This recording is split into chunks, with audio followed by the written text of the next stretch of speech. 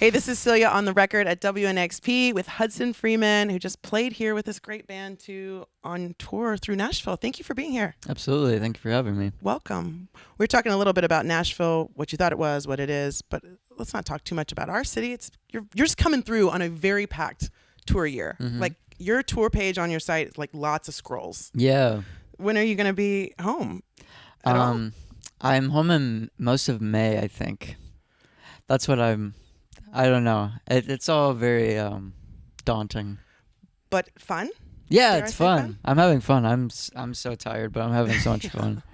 It's good. Yeah. Well, I mean, having heard your record that came out last year, and then we're just hours right now as we record this before a release of an EP followed up. Were these songs written, recorded around the same time? How did this EP come about on the heels of the full length? Yeah, they kind of were songs that I felt like didn't fit on the record, that I was producing concurrently with my friend Nat, his project, The Bedroomer.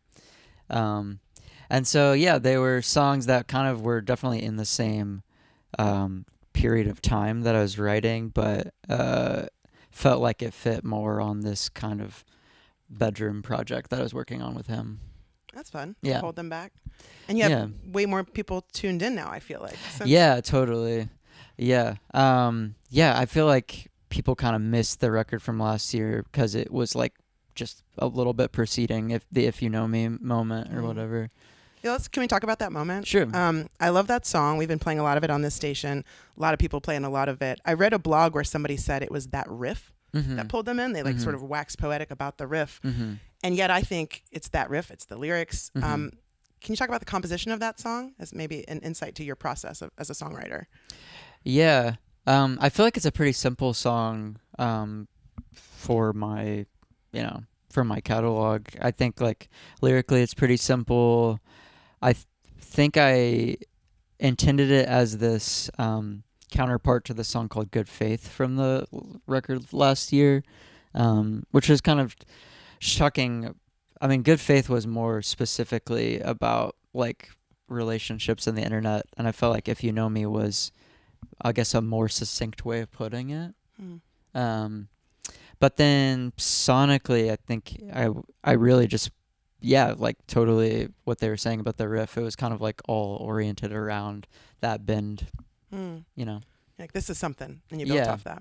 I just thought it was cool. I thought it was like a cool use of some techniques that I've been using the last few years on guitar. Yeah, how have you grown as a guitarist since you first started? I don't know when you picked one up to start, maybe. Yeah, I got into guitar through Guitar Hero. Yes. I started playing Guitar Hero when I was like 9 or 10, and then started playing guitar just a little bit after that. So I've been playing for like 18, 19 years. I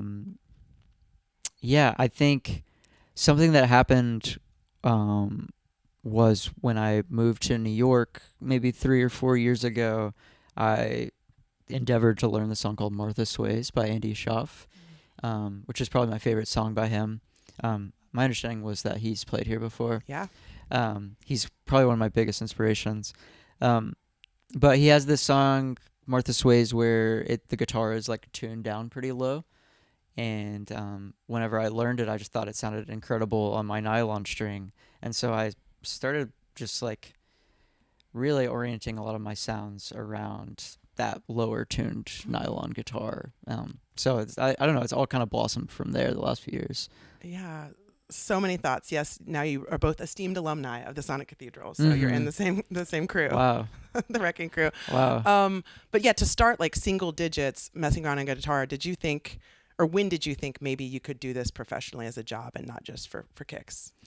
That's a pretty young age to want to be anything, I would say, right? When I started playing guitar. Yeah. When did you think like this could be a thing where I'm a songwriter? I really started growing up playing in church, and like my mom and my grandfather both played music in church. My mom was like a worship leader and singer. So I think that's where it's, that's my immediate kind of application of playing music was just like immediately playing in church. And that's what I thought I would do when I was a kid, because that's all I knew to do, really.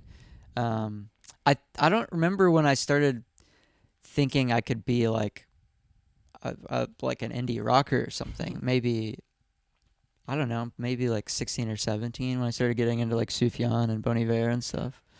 They're like, wait, they're doing it. There's Yeah. like softer sounds. I feel like the worship leader or youth group kid to indie rock pipeline is pretty strong. You're in good company there too. Yeah, right? definitely.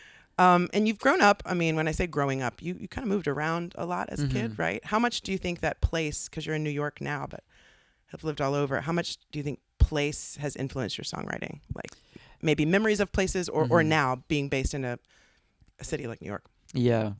I feel like it's like both kind of thinking about the places that I've lived and the place that I live now and how kind of art oriented and how kind of diverse it is, but also kind of the feeling of placelessness. I think that I've experienced a lot of.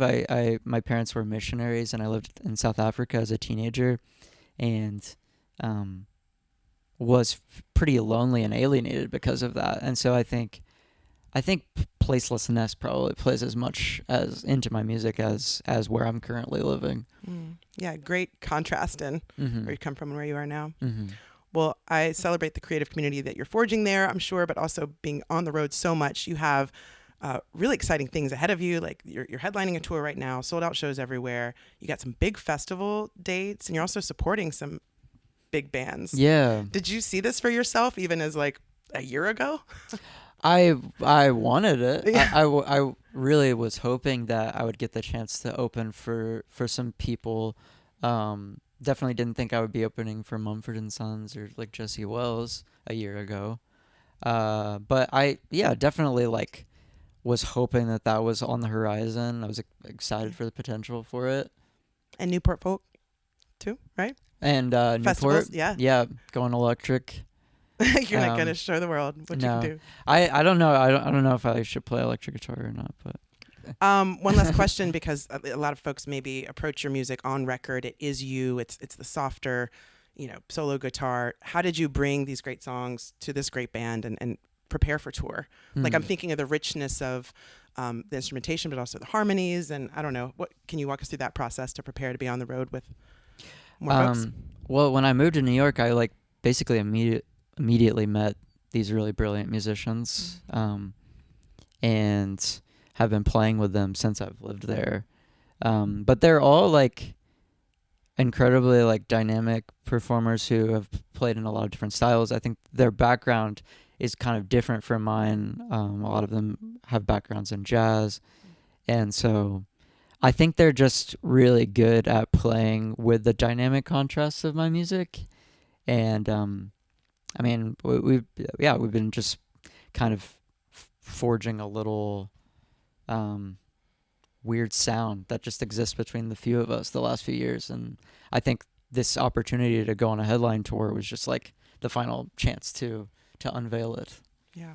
Well, everybody's seeing you live. Very lucky. Everybody's seeing the YouTube session here in the Sonic Cathedral. Very lucky. So maybe like folks, you learned Guitar Hero.